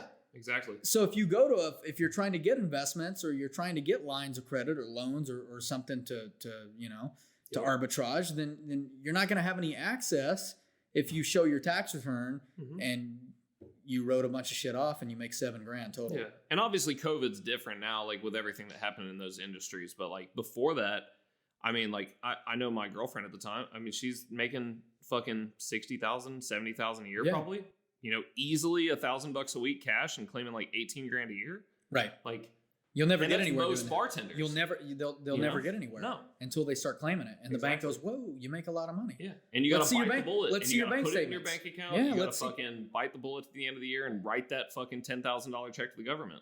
And the thing is, you put the shit on a payment plan anyway. The IRS doesn't charge that much interest. Dude, I know people who literally I know a huge real estate developer in Vegas. The guy probably makes on his own like $4, $6, $8 million a year. Personally, that's not what his companies make. It's crazy. And he's got fucking tax debt on a payment plan. Because it's a bad, which but for everybody listening, it's interest rate arbitrage. It's a bad deployment of capital to tie up money into tax debt. Right. And most people are out running around going, God, I'll go to jail if I owe the IRS. It's not a crime to owe the IRS. It's a crime to lie to them. Yeah. You don't lie to them. You be honest about everything you're making. You're actually way worse off not claiming than it is. Yeah. Yeah. The IRS has nothing wrong with a bartender making 60, 80, 100 grand and claiming it all, owing them money, and then not being able to pay. Right. They got no problem with that. They'll try to collect on you, and they'll just, you'll continue to owe them into the future forever until it's paid. But what is bad is for you to not claim it and act like you owe them nothing. Exactly. So yeah, which that's a whole other philosophical conversation we can have later too. That's right. a wormhole for fucking days. Yeah. But moral of the story is when you're starting out, like fucking, look like on paper that you make as much money as you do. Otherwise, you're just shooting yourself in the foot forever. Right. Let's talk about some, I guess, like some credit repair tips, and then maybe like talk about a little bit of like the luxury travel side, like the side that everyone sees like on Instagram. Yeah. That everyone fucking icing. Loves. Yeah. The like icing on the cake that everyone's like, they don't see the background shit. We've kind of bullshitted about that and talked about what it takes to get there. But like, let's nobody, talk about that, right? Nobody wants to see you like fucking like painting a wall. Right. But you're making like $1 million doing it. It's just they don't see it. Everybody thinks they see me on the jet and they're like, oh, that must be making $1 million. And really, I'm losing money every time I get on the fucking thing. Right. Losing. I should be fucking painting more walls. Like, you can come paint walls for me. Yeah. Let's go. Right now? Yeah. I got work to be done. Come on. 24/7. Oh man, I love it. It's great. So yeah, what are some like credit repair tips that you would recommend for people, like credit repair tips? Like basic stuff, like if you just have like, you're trying to figure out what you should do, you don't know how to negotiate with the companies, you don't know what the CFPB is. Well, you're just trying to build your credit, and you never want to negotiate with the companies, and that's something that like God, everybody's going to tell you. Okay. Like, oh, just get on the phone with the collectors and settle with them. Right. Fuck that. Yeah. Let them collect from you. Don't do their job for them. Yeah. I mean, come on. So many people put so much time and energy into trying to like, I mean, dude, like the shit's done. You already didn't pay it. Yeah. That's been done. Don't create a headache for yourself only to create more headache for yourself. Right. If you create the headache for yourself in the first place, let them do their job. So let's say it's not collections. Okay. Like very practical things. Like what can someone do? They got a 520 credit score. Well, it depends why, because they have those 6 different reasons to have it. Well, let's say it's not collections. So it's everything else other than derogatory marks. What are the things they could do? Well, they would have to figure out which all this stuff is easy. Sure. It's not. Where would you recommend they go as an individual? Take a look. Take up. My FICO. Yeah, but take a look. I mean, you can use Credit Karma for that. I think all these apps are phenomenal for that. They've all developed their own proprietary algorithms that sort of give they do a soft pull. They get the information that's on the report, and it assumes what FICO score they think you might have. Of course it can be wrong, but that's sure. They're amazing for just looking at the information and getting an idea. But you would just have to be able to calculate your payment history and calculate your utilization on each individual card and on your overall. Because you have each card has its own utilization, and then there's an overall utilization. Right. Which actually the overall impacts your credit score more. Well, each individual card can have a higher impact than the overall, because if you have 3 cards with $1,000 limit each, and you have $1,000 maxed out on one and 0 on the others, you're actually going to have a better credit score if you have $333 balance on each card. Your overall utilization is going to be the same, but you're not going to have any individual card. If you can get each card under 30%, rather than having one card at 100%. Yeah, really 20% is better once you start hitting 30. Once you're under 30, 30 is the mark. 30 is the mark. Anything under 30 is where you want to be, especially if you're trying to get a mortgage specifically. Right. But What would be your number one, like, let's say people want to like fly for free, they want to like get like a good deal on a rental car. What's like your number one thing that you would be like, all right, this is a good card. This is something to look at. This is something you should. I mean, learn the about. best cards for travel by far. I mean, that's no secret at all. It's just American Chase and Amex. Yeah, American Express and Chase. I mean, that's those are the milk cows of the travel game. And then when you get really serious, you start to have all these different cards for different things. Mm-hmm. And maybe we'll do another episode on that or talk about specifically travel on a different one, because we could go another 2 hours on travel easily cards alone. Yeah. But in terms of just an overall for somebody just looking to, maybe get some reward out of their everyday spending, mm-hmm. just, Amex Platinum or Chase Sapphire, preferred or reserve. Cool. The reserve's better for a few reasons, but the better credit you have at the end of the day, you better off your entire life is, because right. It provides leverage. There's better fraud protection. There's better, purchase protection, price protection, extended warranty, travel insurance, rental car insurance. Right. Just the list goes on and on and on. I can't think of how many times I've been in situations where like a rental car was damaged and I don't even have to file an insurance claim because Chase takes care of it. Right. Or Discover has really great purchase protection, mm-hmm. Where, say if you buy, an iPad for $500 and 6 months later, the price drops to $300, you can file a claim and say, hey, the price dropped on this thing. They'll pay the $200 difference. Right. And then Amex, people gawk at the annual fees, $550, but like, dude, I probably get 15, 20, no, more than that. Mm-hmm. I probably get $30,000 worth of benefits from them a year. Right. So I'm automatically 29,000. What did I say? 30,000? 30,000, yeah. I'm 29,500 up. Right. So it's like, nobody will go out and gawk at gas prices. Right. But everybody will gawk at a $500 annual fee for a card that's going to change their life. Right. So, yeah, when they're talking about $50 a month in all reality. Right. Yeah, is that what it is? I mean, you break down 600 divided by 12, $50 a month. So but they'll pretty chill. They'll go to the bar every Friday night and spend $50. More than that. Yeah. All right. Before we go, let's do a quick segment on manufactured spend and what that is. And we didn't talk much about credit repair. We can talk a little more about credit repair. You think we should? I don't think we touched on anything. Okay. Yeah. Let's talk about some credit repair. I was going to say we'll tell people where to find you and they can... Yeah. You can either have me do it. If you have me do it, it's probably going to cause a lot less headache, because what a lot of people don't know is that when items go into dispute, they're marked as in dispute, mm-hmm. it sort of flags your file. So if it's done wrong, it can actually decrease the chances of a deletion happening down the road when done right.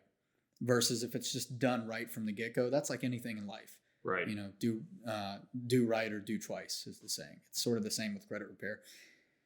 And it can be really bad. Like, we actually have a policy, I have a policy with Credit America where, and I'm slowly shifting away from this, but for a long time, I wouldn't take on any clients. It was part of the agreement. You could not have been with another credit repair specialist or firm in the prior 12 months to signing up with us, because there were so many times where some shady credit repair company used these dumb methods or tactics where they like bombard the agencies with letters, or the collectors with frivolous letters where they send 5 or 10 at a time to try to just things like this where they actually look bad. And then when I'm not able to get things done the right way, it becomes my fault. Right. So for a long time, but now things are starting to change a little bit, and they're working a little better with people who are switching over. But there's so many people doing credit repair. A lot of them are yahoos. Yeah. And we've talked about that a little bit on the back end bad. of things. It's bad. But that's another reason I fell into the business, because I was like, I want to restore a little bit of truth, and I've sort of built a reputation too, where I think that's what helps me so much, is like, I'm transparent with people. I'm transparent as fuck. Right. And like, I'll never take anybody's money if I think it's not going to work either. If I'm like, try to do the same thing with real estate. Yeah, this is a lost cause. Yeah, a lot of people will fucking. I'm like, that's a waste of money to spend money on that property. Yeah, yeah. If that's what you actually believe, but most people would say like, oh, you know, 500,000. It's a great deal on this house, so that you make a better commission. Right. But you know, I think the longevity makes us way more money than, than trying to get a quick buck here and there. Yeah, I mean, if you want to just go sell houses or fix credit for people, like sure, Yeah. And most people doing it all day long. Most people doing it are illegal anyway. Yeah. Like, how many agents are out there trying to sell houses without a real estate license? None, right? None. Unless you're a wholesaler, because that's what they fucking do. Oh, Jesus. Well, which they drive me nuts. That's a wormhole too. Oh, but that's man. Most people say, oh yeah, I got a guy doing my credit repair. What's the name of his company? Oh, I don't know. He just said he'd do it for me. Yeah, he just said he would do it for me. It's like, well, do you know how he's doing it? I don't know, man. My buddy knew him. That's rough. I mean, these are people who are dealing. I mean, how can you be sure that somebody you're giving all of your information to, social security cards, all of your addresses, pictures of your IDs, things like that. Yeah. What are these people doing with all your photos of your information? I mean, is it on secure servers?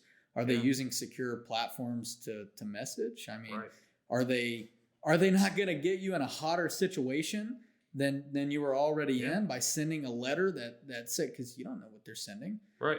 So, and a lot of people are using tactics that are that I don't recommend or condone by any means. Sure. Like there's a friend of mine knew a guy who worked for TransUnion, and the guy said that the shit they would see all the time come in is just ridiculous. Like they've seen drugs come in disputes before, like inside of them. Like really? Yeah, like not just talking weed, like they'll like drop some or they'll see like one guy notoriously sent in, and again, this is all hearsay. I don't know if they're lying. Sure. I don't imagine they would. I mean, I'm sure, like, dude, if it's possible, it'll fucking happen. Yeah. But apparently a guy sent in a dispute one time that was like, it was so long and had so many pages to the dispute that it was like, in these. So they just threw it in the trash. Big boxes of like just hundreds of pages for one dispute. Yeah. Yeah. Because people come up with the craziest shit. Oh my God. To try to. I mean, hey, it's smart. I'll give them that. It's like, I mean, it's dumb as all hell, but. Right. I mean, like, they're trying to think outside of the box. Right, they're trying to think outside of the box. But they're putting too much in the box. Yeah, exactly. Literally. It's like, why would you fucking do that? But then imagine Joe Smith that dispute comes in for. Mm-hmm. Now Joe Smith just looks like an idiot. Right. So if he ever tries to do it the right way, he's gonna get fucked. Known as an idiot. Yeah. Who tried to mess with him. Yeah. And if you try to mess with him, tried to give him a hard time. Yeah, if you try to mess with him and give him a hard time, it actually makes it worse. People think like, oh, I'm so strong. Well, it's like people I'm not gonna. When they're dealing with a company, they're not dealing with an individual, and in all reality, you are dealing with whoever receives whatever the fuck. Absolutely. And that's with everything. Yeah. Like it's with 90% of the time, the credit reporting agencies, the way they're actually processing disputes, it's fully automated. They use a software called eOscar, which people can look this up and do their own dive into it. But that's it. They have machines that unpackage the letters. Yeah. So the bulk work of people processing they just scan it and then send you an automated. They don't. Yeah, exactly. Yeah, it's a binary response. Right. But the software catches certain things if certain laws are named, and that's. Sure. Those are sort of trade secrets of the business and why we're good at what we do. And a lot of credit repair companies are really phenomenal at what they do. Yep. And I'm friends with a lot of them. Yep. Because it's a small community and a lot of us are very good. Exactly. But what happens is they have these machines, that they just the leg of the work that's physically done by the human is taking them out of the box and. Yeah, no one's reading that shit. Yeah, putting it in the machine which opens the envelope. And scans the dispute and generates a response. Or if the dispute's done properly, it will trigger an investigation. If the dispute's not written properly and all the criteria, again, protocol, if all the criteria for actually processing a dispute is not met, then it will generate an automatic denial or an automatic verification. Sorry. Damn. before they even actually do, because by law they're only required to do a reinvestigation into a dispute if the criteria is met. And there are certain laws, again, that the credit reporting agencies have to abide by. Right. So if that's stated, then it might catch something like that. Yeah, it's the Fair Credit Reporting Act is the main law. There's 3 or 4 different bills, but the one that dictates who, what, when, where, how, why they report, what they report, how they report it, when they can report it, why they can report it, right, etc. But they have very good legal counsel at these massive billion-dollar companies. Yep. Who they don't care about your $500 that's in collections. Yeah. Well, they also don't care about following federal law and doing proper reinvestigations for the consumer. Right. They don't care about that at all. And in fact, they want to find every law possible that they can circumvent inside of the FCRA for them to not have to process the dispute. Right. So that even when a lot of times a consumer will get a dispute back in terms of the investigation of the dispute, and it'll say we verified the item, but they actually didn't do anything. The item is just by default verified because the dispute didn't meet the criteria to actually go into dispute. Interesting. So, and that's, a lot of people don't know that, and a lot of people doing credit repair don't even know that. Damn. Well, I hope this has been informative and helpful for some other people. And yeah. CFPB is your best friend. Yeah. There you go. CFPB. Consumer Financial Protection Bureau. There you go. Go to their website, check them out, understand who they are. If you need help with credit repair, Credit America, you can find Kyron at Kyron Ford on Instagram. Yeah. It's KYRANFORD. So look him up. He's doing all sorts of luxury travel, always on private jets. And helicopters, yachts. Yeah. Mostly for free. I have the joke, about this, I do polls all the time on my Instagram stories, like daily, where I'm like, how much did I pay for this? Yeah. And it's either like what the full price would have been. It's like $3.14 or $0. Yeah. Did I pay $32.17 or $0? Yep. But a lot of it is from like credit card rewards, perks, and then, without giving all the secret sauce away. Yeah. Dude, there are so many ways that you can stack. I was just showing the insurance guy in here before he was leaving. Oh yeah. Where he's like, "What have you been up to?" He mentioned something on my story, and like I gave him the sauce. Yeah. And I was like, "Go to this site." And mine was probably blown. Yeah, I was like, "Go to this site." Yeah. And what this site does is they aggregate all of this data from all of these 30 other sites, which you can then stack with any credit card that you can link to any of these 30 other aggregators that there's one master aggregator aggregating. And he was like, "Oh, so you can stack all of them." And it was basically a way to essentially get like up to 10 to 20% back on everything you spend. Nice. So if you're going to go buy like, $100 worth of stuff at Target, why not get 20, $30 back? Fuck yeah. Yeah. Nice. And there's always a way to end up getting it probably for free. Yeah. Right. Legally. Yeah. Yeah. You don't got to go. I'm not talking about going to shoplifting. I'm talking about finding not loopholes, but finding, like American Express has a whole team for this stuff at the bank. It's just a bunch of guys like me. And there's tons of us, there's thousands of us in the U.S. doing this. Right. And it's called the RAT, the RAT. It's the rewards abuse team. And so when Amex comes out with new stuff, they have these guys specifically that work for Amex, like on salary. They're like, how do we abuse this? They're like, how do we abuse the fuck out of this? Yeah. And they'll literally come back and because this all started with, it was an Amex offer. You know how Amex has their Amex offers. It was an offer they had for $90, or it was $10 back on 100. So essentially, at Staples. And you wanted to talk a little bit about manufactured spending, but so a bunch of manufactured spenders, who, and these guys are notorious in that world as well. They're well known, and again, small community. But they went out and they were buying prepaid gift cards at Staples with their Amex card. And they were to the point where they had, so American Express allows, again, totally legal, totally legit. You can add up to 99 authorized users to each individual card. Whoa. And you can even add more employees to a business platinum card. Now, each card costs $550. So you do the math. Sure. If you got 100 cards, what is that? I'm bad at math. That's $55,000. $55,000 for every 100. And these guys had, say, 1,000. Yeah. So you're talking about $550,000. Over $500,000 just in fees for the cards. Right. But depending on how much you're abusing that and getting $10 profit on each of those cards, right, you can scale that up quite a bit.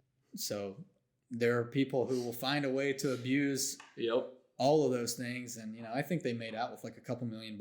And the story goes, I don't know the guys personally, and everyone embellishes stuff. So I know there's definitely some merit to what they did. But as the story in the community goes, they made out with like a couple $1 million in profit off of the deal. And it was like 20 or 30 or 40 of them. That's crazy. And Amex was going to like sue them and claw back. Sure. But essentially their attorneys were like, look, like they didn't do anything legal. They weren't laundering money. They weren't really breaking any laws. Yeah. They were just abusing what you offered. Right. So you have the right to ban them. Of course. Which, you can blacklist them from the bank, which just happens on a daily basis. Like, I'm sure. People. But it's like, why would you do that if you're making interest off people or like, they have a black card or whatever. People nowadays, because of this specific team I'm talking about in Amex, the RAT,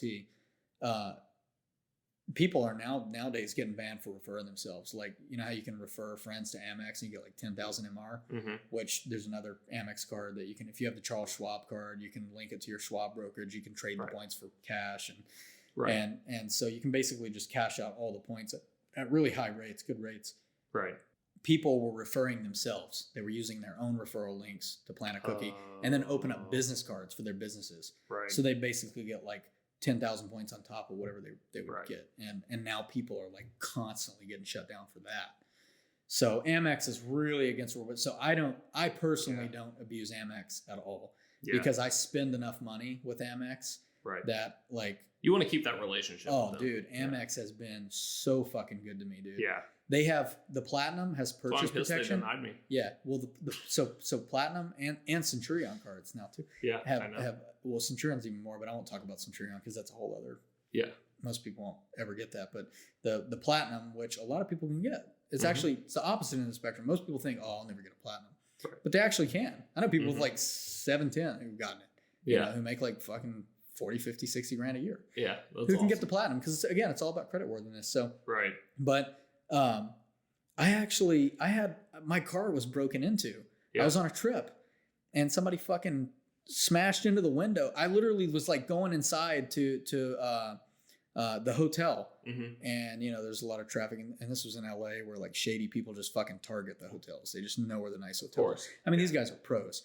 Smash and grab my briefcase, brand new MacBook Pro. Amex paid for the whole thing, dude. Really? The whole in like fucking less than a week. Wow. Literally like full, like $5,000 nearly statement credit for the whole thing. Well, there you go, people. That alone right there, I was like, dude, I can pay the annual fee another fucking decade before I break even on that. Right. Damn. For 10 years. So, but back to this RAT. Sorry, the story goes. Good. The story goes that instead of suing them, Amex was like, hey, why don't you guys all come work for us? And we'll pay you this much. And they were like, fucking done deal. Yeah. So that's how the RAT started. That's the word on the street. Oh, nice. And the RAT started. And that's when Amex really started cracking down because they basically came in, they worked for like a year. They figured out the revenue loss on Amex. And now Amex no longer gives, they don't give points anymore for specific purchases with certain vendors, which may or may not be tied to popular manufactured spending techniques, which for anybody who doesn't know what manufactured spending is, it's essentially, again, it sounds illegal as fuck, but it's not.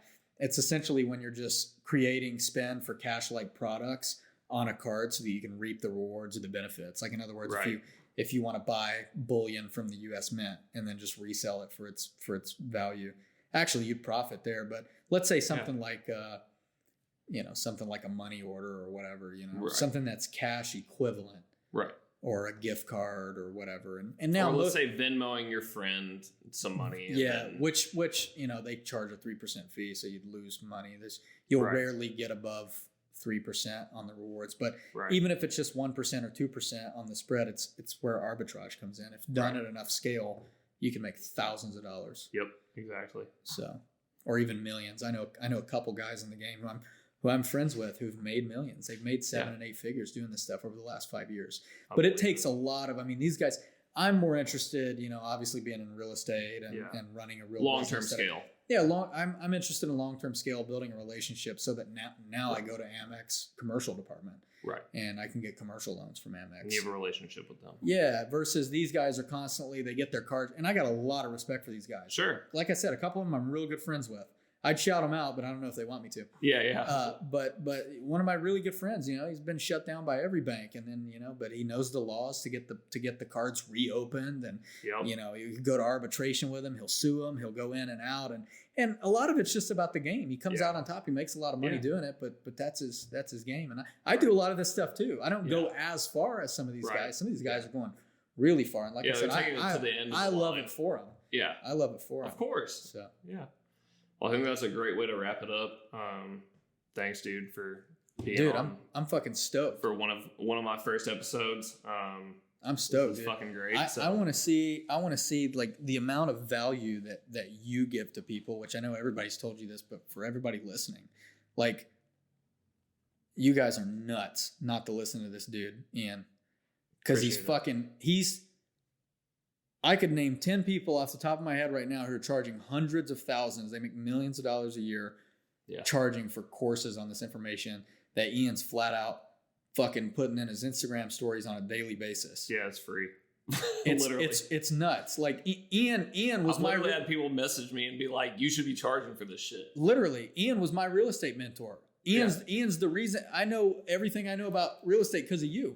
Damn, that's sick. I own multifamily property now because of you. I made all this shit happen because I'm like, dude, I make money and I know all this shit and like, like I'm making money here from, and I want to invest and shit. And Ian was like, this is what you do. You fucking do this and this. And like, again, like I was saying earlier, property. Dude, it's literally real life monopoly. You fucking create money out of thin air. Yep, exactly. And then when you get into the real shit, depreciation and tax advantages and tax strategies and setting up trusts in South Dakota and I haven't even gotten to that point, which is what's crazy. Is like I'm at the point now where like literally last year I sat down and was like, damn, I made 5 times what I made in my corporate job last year. Right. Yeah. And that's like, to me, my life hasn't changed as far as lifestyle. Right. I live the same lifestyle. I hang out with the same people ultimately. Like I do hang out with new people who are like mentoring me as well. But like, sure, yeah. Ultimately, my lifestyle doesn't change. I just enjoy what I do. Right. And yeah. I don't know. It's pretty cool. And obviously I've learned a lot from you too. And yeah, well that's why we're good. We're a good team. So, yeah. Yeah. But thanks for being on the show. If you guys want to look him up, Kyran Ford, KYRANFORD on Instagram, or you can look his company up, Credit America. Appreciate you guys for being here and listening. We'll catch you on the next one. All right. See ya.